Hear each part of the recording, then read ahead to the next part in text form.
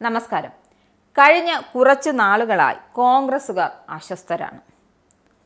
ശശി തരൂർ എംപിയെ കൊണ്ട് കോൺഗ്രസുകാർക്ക് മനസ്സമാധാനമില്ലായിട്ട് നാളുകളേറെയായി. തരൂരിൻ്റെ മോദി സ്തുതി ആർക്കും അങ്ങ് പിടിക്കുന്നില്ല എന്നതാണ് സത്യം.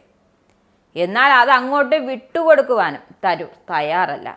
മോദിയെ സ്തുതിച്ച് പോസ്റ്റ് ഇട്ടും അതിഷ്ടപ്പെടാതെ ഒരു കൂട്ടർ തിരികെ പോസ്റ്റ് ഇട്ടും. എന്തായാലും കഴിഞ്ഞ കുറച്ച് ദിവസമായി തരൂരിൻ്റെ പക്ഷി പോസ്റ്റ് സോഷ്യൽ മീഡിയയിൽ അങ്ങ് മിന്നിക്കുക. തരൂരിൻ്റെ പക്ഷി പോസ്റ്റ് എത്തിയതോടെ വിമർശനത്തിൻ്റെ കുന്തമുനകളുമായി നാല് പാടുമെന്ന് ആളുകൾ പാഞ്ഞെടുക്കുന്നുണ്ട്.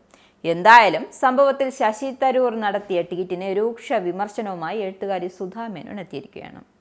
വിശാലമായ ആകാശവും ചിറകുകളും എപ്പോഴും ഉണ്ടെങ്കിലും വിവേകമുള്ള ഒരു പക്ഷിയും ആ അഹങ്കാരത്തിൻ്റെ സ്വന്തം കൂട്ടിൽ നിരന്തരം കാഷ്ടിക്കാറില്ല എന്നായിരുന്നു സുധാമേനൻ്റെ കുറിപ്പ്.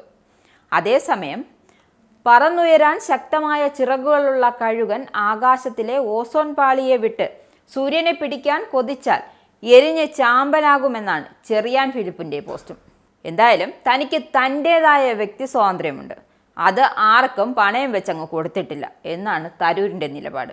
നിരന്തരം പാർട്ടി നിലപാട് തള്ളി മോദിയെ പുകഴ്ത്തുന്ന തരൂർ ഏറ്റവും ഒടുവിൽ കഴിഞ്ഞ ദിവസം ദി ഹിന്ദു പത്രത്തിൽ എഴുതിയ ലേഖനത്തിൽ മോദിയെ പ്രശംസിച്ചിരുന്നു. ഇതാണ് പക്ഷി പോസ്റ്റിന് തുടക്കം കുറിച്ചത്.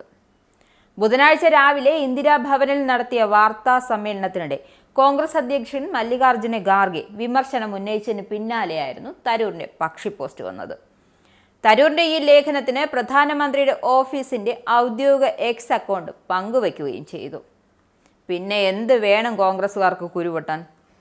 ഇതോടെ തരൂർ BJP-യിലേക്ക് എന്ന വാർത്തകൾ വീണ്ടും അങ്ങ് സജീവമായി. എന്നാൽ BJP-യിലേക്ക് താൻ വരുന്നില്ല എന്ന് തരൂർ തന്നെ നയം വ്യക്തമാക്കി.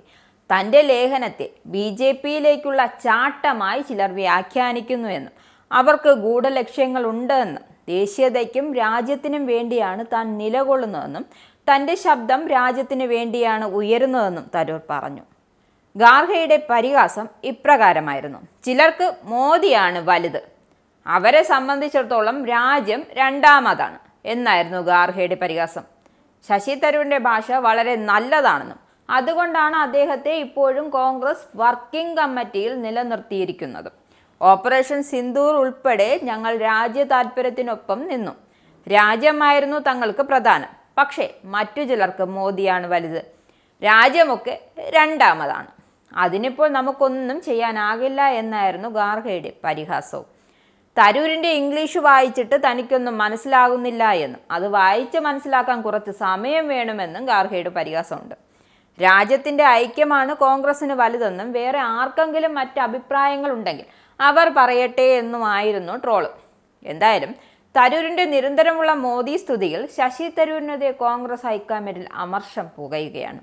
തരൂരിനെ കയറൂരി വിടരുതെന്നും മോദി സ്തുതി ഗൗരവമായി കാണണമെന്നുമൊക്കെയാണ് നിരവധി നേതാക്കളുടെ ആവശ്യം.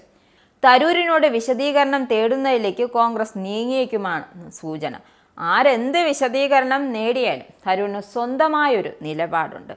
അത് ആർക്കു മുന്നിലും തുറന്നു പറയാൻ തരൂരിന് യാതൊരു തരത്തിലുള്ള മടിയുമില്ല.